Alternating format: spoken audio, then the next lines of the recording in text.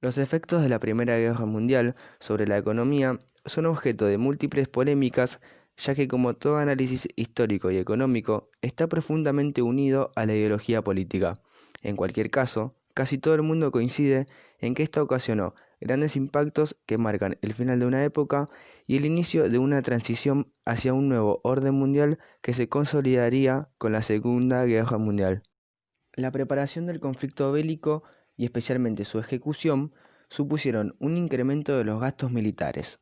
Las estimaciones elevan la cifra de gastos entre 260.000 y 339.000 millones de dólares de la época.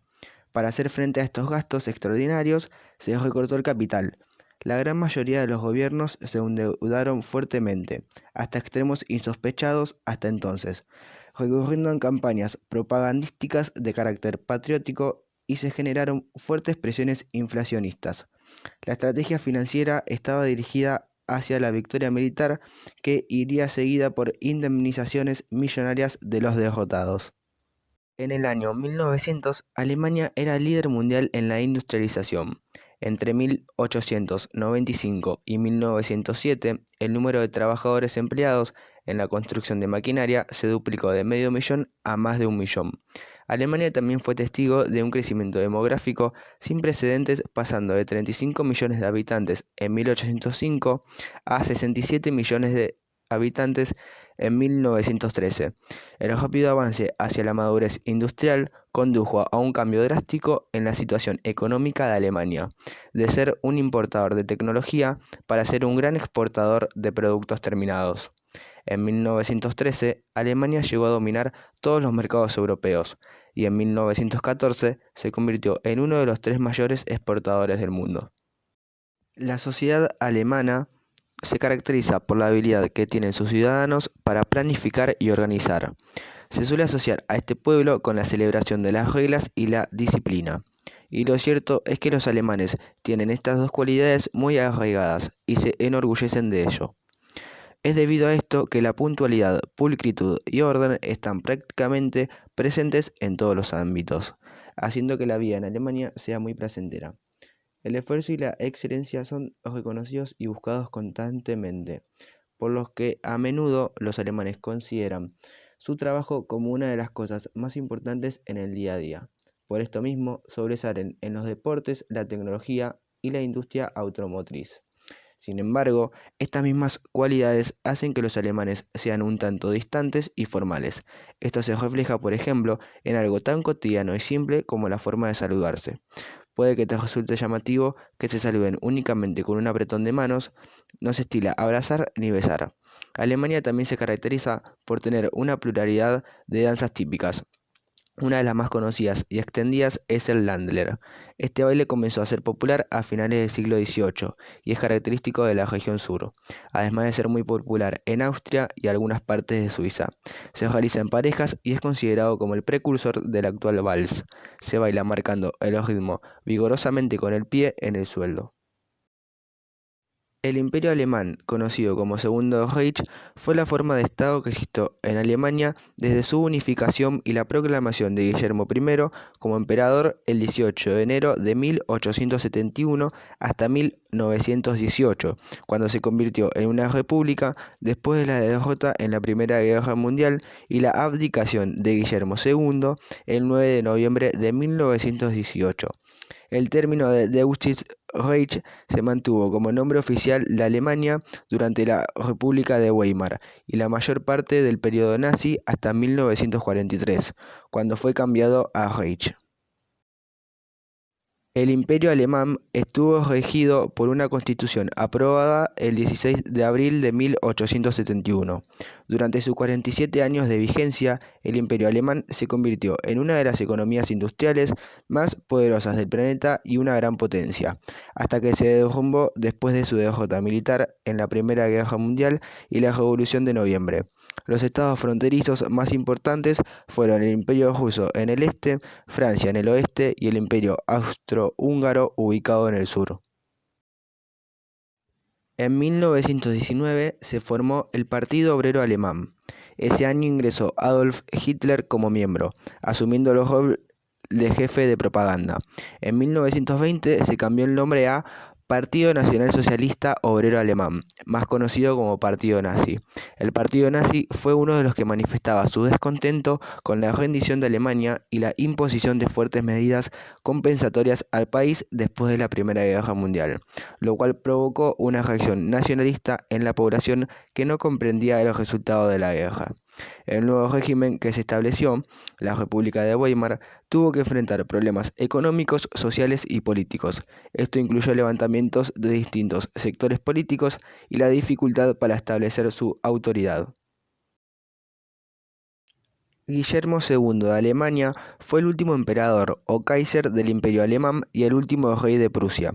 Fue el hijo primogénito de Federico III y de la princesa del Reino Unido, Victoria, y gobernó de 1888 hasta su abdicación el 9 de noviembre de 1918, poco antes de que se consumara la derrota del Imperio Alemán en la Primera Guerra Mundial. Friedrich Ebert fue un político socialdemócrata alemán, dirigente del Partido Socialdemócrata Alemán y primer presidente de la República de Weimar. Gobernó desde el 4 de febrero de 1919 hasta el 28 de febrero de 1925. El Fokker Doctor I fue un caza alemán de la Primera Guerra Mundial construido por la compañía de Anthony Fokker. Alemania ya había aumentado la producción y rápidamente creó su flota de U-Boot, tanto para atacar los barcos de guerra británicos como para un contrabloqueo de las islas británicas. Los números totales rondaron los 360 submarinos. Las principales granadas usadas inicialmente por los alemanes fueron las de disco o concha de ostra, de detonación por impacto, y la granada bola de mano, o modelo 1913, de pólvora negra y con una mecha de encendido por fricción. En 1915, Alemania desarrolló la mucho más efectiva granada de mango, apodada aplastador de patatas por su forma, cuyas variantes permanecieron en uso por décadas. Empleaba un sistema de mecha similar al de la bomba Mills.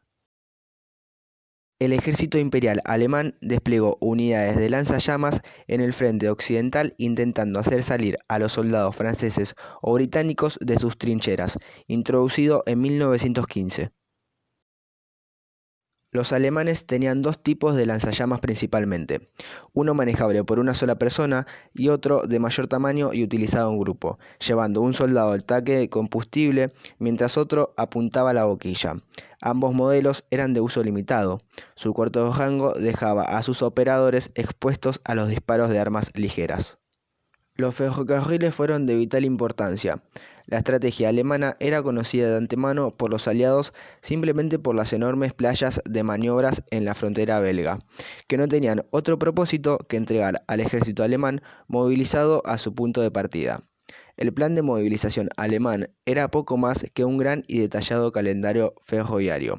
Hombres y materiales podían llegar al frente en cantidades sin precedentes gracias a los trenes, pero estos eran vulnerables en el frente mismo. Así, los ejércitos solo podían avanzar según el ritmo al que podían construir o reconstruir una vía.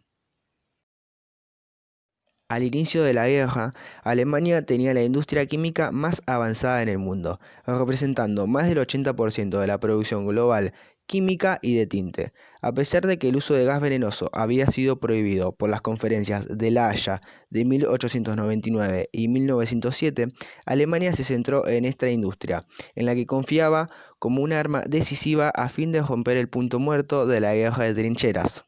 El gas cloro fue usado por primera vez en el campo de batalla en abril de 1915, en la segunda batalla de Ypres. El gas tuvo un efecto devastador, muriendo muchos defensores, o al cambiar la dirección del viento, atacantes. El ejército alemán ya había previsto que la guerra europea podría requerir artillería más pesada, y por lo tanto tenía una gama de tamaños más apropiada. Las fundiciones respondieron a la situación con productos más pesados y menos piezas de alta movilidad. Alemania desarrolló los cañones de París, de gran tamaño y alcance. Sin embargo, la enorme velocidad de salida desgastaba el cañón tras unos cuantos disparos, requiriendo volver a la fábrica para reforzarlo. Así, estas armas servían más para asustar y molestar a los civiles que para asesinarlos o devastar sus ciudades. Las onerosas compensaciones impuestas después de la Primera Guerra Mundial, junto con un periodo inflacionario general en Europa en la década de 1920, otro resultado directo de una guerra catastrófica en términos materiales, provocó una espiral hiperinflacionaria del Reich alemán en 1923. Este periodo hiperinflacionario, combinado con los efectos de la Gran Depresión, que comenzó en 1929, verdaderamente socavó la estabilidad de la economía alemana, liquidó los ahorros personales de la clase media y estimuló el desempleo masivo. Semejante caos económico influyó de manera decisiva en el aumento del descontento social y desestabilizó a la frágil República de Weimar. Los esfuerzos de las potencias europeas occidentales por marginar a Alemania debilitaron y aislaron a sus líderes democráticos y acentuaron la necesidad de devolverle el prestigio a Alemania a través de la remilitarización y la expansión. El día después de comenzar la ofensiva, Ludendorff dijo: "Ya no podemos ganar la guerra, pero tampoco debemos perderla". El 11 de agosto ofreció su renuncia al Kaiser, quien la rechazó y le respondió: "Debemos lograr un equilibrio. Casi hemos alcanzado el límite de nuestra capacidad de resistencia.